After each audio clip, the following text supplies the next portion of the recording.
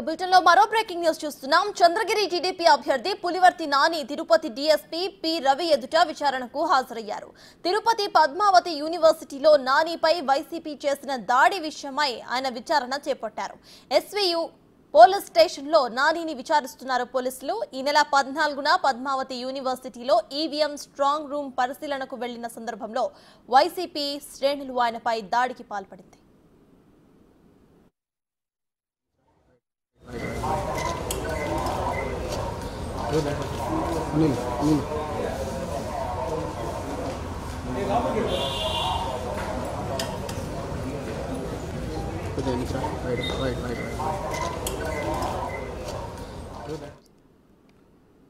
ఇదే విషయంపై పూర్తి డీటెయిల్స్ మా ప్రతినిధి దామోదర్ తిరుపతి నుండి లైవ్ లో అందించడానికి సిద్ధంగా ఉన్నారు. దామోదర్, చెప్పండి, ఇటు టీడీపీ అభ్యర్థి పులివర్తి నాని అయితే విచారణకు హాజరైనట్టు తెలుస్తోంది. సో ప్రెసెంట్ అప్డేట్స్ ఏంటి? అయితే ఈ విచారణ ఎప్పుడు స్టార్ట్ అయింది, ఎప్పటి వరకు ముగిసే అవకాశం ఉందనుకోవచ్చు?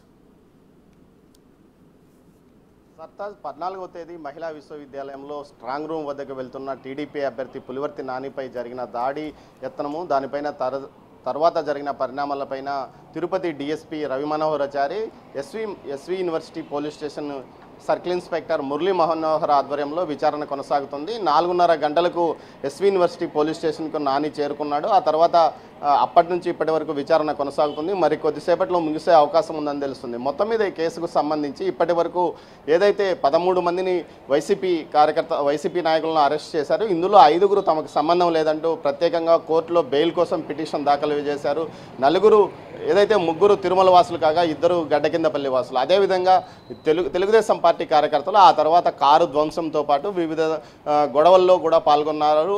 వారికి సంబంధించి కేసులు కూడా నమోదు చేశారు. అది 24 మంది మీద కేసులు నమోదు చేసినట్టు సమాచారం. ఇప్పటికే ఒక 5 మందిని కూడా అదుపులోకి తీసుకున్నారు. మొత్తం మీద ఇప్పటి వరకు ఈ కేసుకు సంబంధించి 24 మంది మీద కేసులు నమోదైనాయి. ఏదైతే మిగతా వారి మీద కూడా అదర్స్ అనే పేరుతో ఉన్నందువల్ల మిగతా వారిని కూడా అదుపులోకి తీసుకునే అవకాశం ఉందని తెలుస్తుంది. మొత్తం మీద అయితే ఈ కేసులకు సంబంధించి పూర్తి స్థాయిలో విచారణ కొనసాగుతుంది. ఆ రోజు ఏ సమయంలో ఎవరు ఎటువైపు నుంచి దాడి చేశారు, వారిని గుర్తుపట్టగలవా, సీసీ ఫుటేజ్లో ఉన్న వారి వివరాలను కూడా నాని ముందు ఉంచి విచారణ చేస్తున్నట్టు తెలుస్తుంది. అయితే నాని ఇంతకు ముందే మీడియాకు తెలియజెప్పింది ఏమంటే ఆ దాడిలో పాల్గొన్న 4 మినహా తనకు మిగతా వారెవరూ తెలియదని చెప్పారు. ఆ రోజు దాడి జరిగిన సమయంలో విక్టరీ బార్లో పెద్ద సంఖ్యలో యువకులు అక్కడ చేరి మద్యం తాగుతూ ఇక్కడ దాడి చేయడానికి అక్కడే ప్లాన్ చేసుకున్నారు.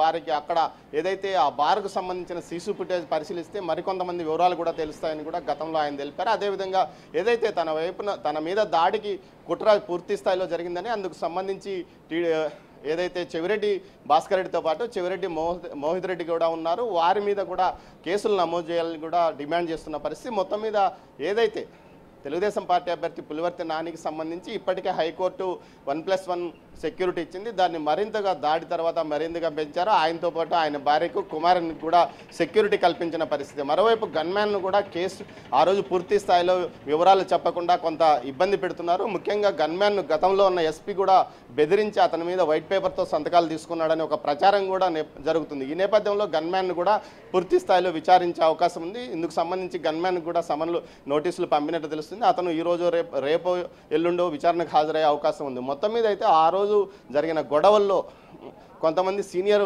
టీడీపీ నాయకుల మీద కూడా కేసులు నమోదయ్యాయి. ముఖ్యంగా యువతను అక్కడున్న తెలుగుదేశం పార్టీ కార్యకర్తలను ప్రోత్సహించి దాడులు చేయించారు, కారు కాల్పించారు, అదేవిధంగా అక్కడున్న బుల్లెట్ కాల్పించారని కూడా వారి మీద కేసులు నమోదయ్యాయి. దీనికి సంబంధించి దాని మీద కూడా విచారణ జరుగుతుంది. ఇప్పటికే కొంతమంది ముందస్తు బెయిల్ కేసు ఎవరైతే కేసులో ఉన్నారో వారంతా ముందస్తు బెయిల్ కోసం కూడా ప్రయత్నిస్తున్న పరిస్థితి. మొత్తం మీద ఓవైపు పోలింగ్ ముగిసిన తర్వాత జరిగిన గొడవలు, అంతకుముందు పోలింగ్ ముందు జరిగిన గొడవలతో పాటు అసలు గొడవ ఎందుకు ప్రారంభమైంది అన్న అంశం మీద కూడా విచారణ జరుగుతుంది. దీంతోపాటు నామినేషన్ సందర్భంగా ఒక అధికారి పూర్తి స్థాయిలో సహకరించడం వల్లనే ఈ గొడవలకు కారణమయ్యాయన్న విషయాన్ని కూడా నాని తెలిపినట్టు సమాచారం.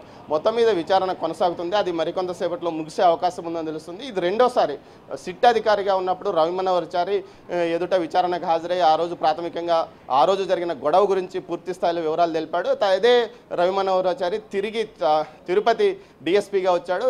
తిరిగి అదే కేసుకు సంబంధించి విచారణ మరోసారి రవి మనోహరాచారి చేస్తున్న విశేషం. మొత్తం మీద ఈ కేసులకు సంబంధించి పూర్తి స్థాయిలో నామినేషన్ గొడవల నుంచి ఇప్పటి వరకు జరిగిన గొడవలు, ఆ కేసుల్లో ఉన్న నిందితుల వివరాలు, అదేవిధంగా ఆ దాడులకు ప్రేరేపించింది ఎవరు, పోలీసుల సహకారం ఉందా లేదా, ఎవరు పోలీసులు అటువైపు సహకరిస్తున్నారు లేకపోతే తటస్థంగా ఉన్నారు అన్న విషయం మీద కూడా విచారణ చేస్తున్నట్లు తెలుస్తుంది. సర్తాజ్.